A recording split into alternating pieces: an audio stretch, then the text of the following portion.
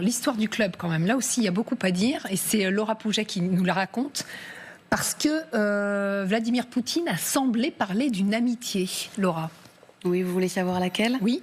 Tout à l'heure, lors de sa conférence de presse, un journaliste lui a demandé, l'échange va s'afficher normalement, avec quel ancien leader mondial voudriez-vous prendre un thé ? Kohl, Chirac et Berlusconi, a-t-il répondu ? Oui, Jacques Chirac. Jacques Chirac, le président français. Exactement. Retour en arrière. Lundi 30 septembre 2019, obsèques de Jacques Chirac en l'église Saint-Sulpice à Paris. Vous le voyez sur ces images, Vladimir Poutine est présent et c'est la principale personnalité étrangère à avoir fait le déplacement. À l'époque, déjà, les médias s'interrogent. Que faut-il y voir ? Un message diplomatique ou peut-être un signe d'amitié ? Faisons un pas de plus en arrière maintenant. 22 septembre 2006, dans les salons du Palais de l'Élysée, regardez, Jacques Chirac remet la Légion d'honneur à Vladimir Poutine.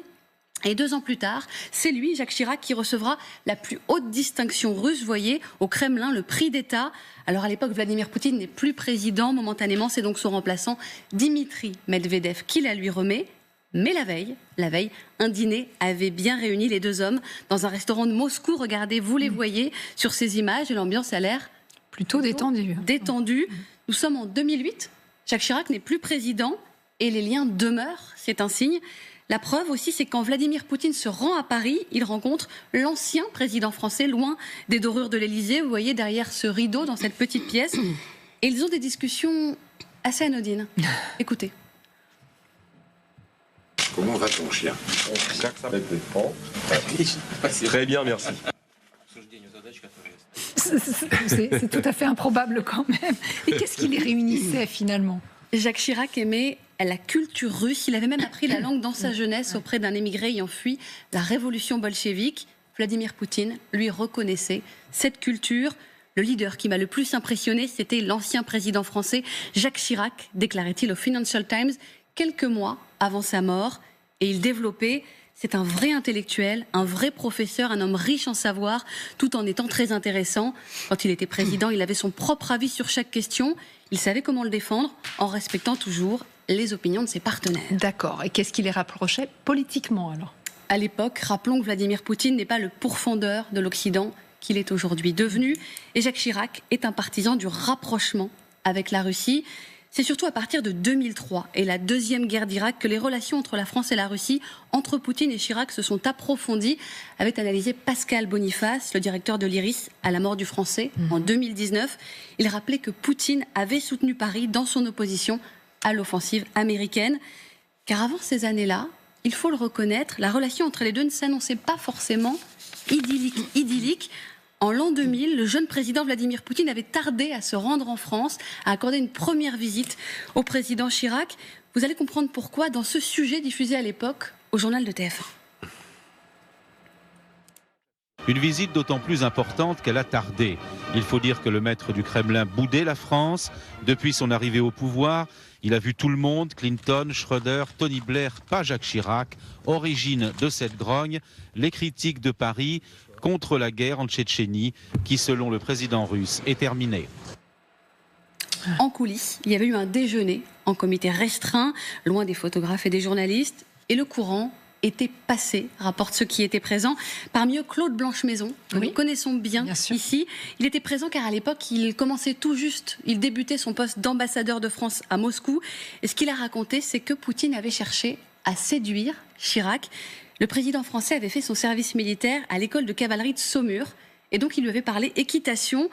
Ce à quoi Chirac, que le thème n'intéressait pas vraiment, avait répondu que la cavalerie française, pour lui, c'était les blindés, et que ses copains qui avaient fait du cheval s'étaient tous cassés 1 ou 2 os. Gagné 1 an plus tard, c'est Chirac qui partait en Russie et Vladimir Poutine qui lui assurait, vous allez voir, cet accueil pas très protocolaire. C'est extraordinaire. Merci beaucoup Laura avec ces images d'archives. Je sais que vous n'avez pas eu beaucoup de temps pour les rassembler, donc bravo, merci beaucoup. Ça vous rappelle des choses, colonel ? On rappelle, vous avez travaillé avec Jacques Chirac pour Jacques énormément de choses. Et dans l'histoire du fameux déjeuner qui s'est passé, donc le premier déjeuner entre Poutine et puis Chirac, il y a une deuxième partie de l'histoire, c'est qu'en fait, Poutine est surpris par la réponse de Chirac parce que Chirac lui dit que la cavalerie française, c'est pas des chevaux, c'est des grosses boîtes en fer avec des gros canons. Alors, et Poutine ne s'y attend pas du tout, donc il veut faire quand même même à Miami avec Chirac, et il lui dit, bah oui, mais en France, vous avez de belles montagnes, vous faites seulement du ski, sachant que Poutine c'est skier. Et là, Chirac lui répond que de toute façon, tous ses copains qui ont fait du ski se sont cassés le dos, et que lui, il n'en fera plus jamais de sa vie. Donc en fait, il y avait une espèce et à partir de là, ils ont rigolé, parce que c'est comme ça que ça fonctionne, évidemment, entre les chefs d'État. Mais c'est incroyable, parce que nous, on se dit, bon, entre chefs d'État, c'est des choses un peu sérieuses et tout, et on apprend qu'en fait, des relations internationales, de politique internationale peuvent se nouer grâce à des conversations comme ça qui paraissent anodines, mais c'est comme ça que c'est pas anodin du tout. Pourquoi ? Parce qu'en fait, le problème, c'est que la Russie émerge, en 2000, elle émerge. Ouais. Rappelez-vous que la Russie rentre au G7, ça s'appelle le G8, en 1997, à Denver, aux États-Unis. Donc c'est l'entrée de la Russie qui, en fait, ne répond pas aux critères financiers, économiques, si vous voulez, pour entrer au G8. On le fait rentrer. Ça, c'est Chirac qui est derrière. Et pourquoi ? Parce qu'à partir de 91, il y a une poussée énorme des pays d'Europe de l'Est, et l'Ukraine, entre autres, mais surtout l'Europe de l'Est, la Pologne, etc., pour rentrer dans l'OTAN, comme maintenant, pour entrer dans l'OTAN et pour rentrer à l'Union européenne. Les Polonais et les Hongrois rentrent dans l'OTAN en 1999, par exemple. Donc on voit qu'il y a une grosse pression. Et Chirac comprend très bien ça, et il décide en fait de nuancer le positionnement américain, qui ne fait que pousser. C'est l'époque de Bush. Ils ne font que pousser pour en fait aller le plus loin possible à la frontière russe. Et Chirac, pendant toute cette période, quasiment pendant 10 ans, tant qu'il est aux affaires en liaison bien sûr avec Poutine, il essaye de minimiser, il essaye de contrôler cette montée en puissance des Russes et des Américains. Et c'est pour ça, en fait, que Poutine, il s'est senti reconnu, qui était un petit peu le petit chose. Hein. Quand il est arrivé en 2000, il avait 47 ans, et tout jeune frémoulu. Chirac, il est déjà tanné, etc. Chirac a 2 ambitions en 95. La première, c'est une ambition avec le Moyen-Orient. La deuxième, une ambition avec la Russie. C'est le grand truc du général de Gaulle. Hop, il remet ça d'actualité. Et il faut qu'il discute. Il parle russe, ça tombe très bien. Le problème, c'est qu'il y a la guerre en ex-Yougoslavie. On bombarde Belgrade, et les Français sont moteurs. Et c'est une des raisons pour lesquelles, d'ailleurs, Chirac, en fait, il ne reçoit pas le rendez-vous de Poutine, qui dit oui, mais en fait, vous avez été moteur de le bombardement de Belgrade et puis de la Serbie. Et c'est vrai qu'on était moteur, très concrètement, les accords de Dayton, etc., signés à Paris. Donc c'est vrai qu'on avait une mauvaise image. Et n'empêche que tout le long de leur carrière, après, ils étaient copains-copains. Et comme le dit Laura fort justement, la guerre en 2003, la guerre en Irak était un élément déterminant. On a oublié de dire que les Allemands étaient dedans. Ouais. Donc c'était un peu les vieux pays, comme on dit, hein. Les 3 vieux pays, l'Allemagne, la France et la Russie, qui se retrouvaient pour critiquer ces jeunes démocraties américaines, entre guillemets. Inutile de vous dire que les Américains ne le prenaient pas bien du tout. Ah on s'en souvient. Hélène, sur cette... je ne sais pas si on peut parler d'amitié, cette entente en tout cas. C'était une vraie amitié, je pense, ce qui prouve que Poutine est capable d'avoir des sentiments, apparemment. Lorsqu'il était à la retraite, déjà depuis un moment, il avait offert à Chirac de prendre la tête d'un des conseils d'administration d'une grande entreprise russe, ce que Jacques Chirac a refusé. Et il lui a également proposé de venir passer des vacances au bord de la mer Noire. Voilà, alors je ne sais pas s'il y est allé. Mais ce que je peux dire, c'est que moi, j'ai eu la chance qu'il soit un de mes grands lecteurs, de 1990 à 2000. Jacques Chirac ? Oui. Et qu'en 2000, il est tombé sous le charme vénéneux de Poutine, et donc on n'a plus eu les mêmes rapports. Mais je me souviens quand même qu'au tout début, au moment de la deuxième guerre de Tchétchénie, Jacques Chirac essayait d'en parler à Poutine en disant « bon, il se passe des choses horribles, il faudrait peut-être arriver à faire la paix, etc. » L'autre, ça le mettait dans une telle rage que Jacques Chirac a arrêté de lui en parler.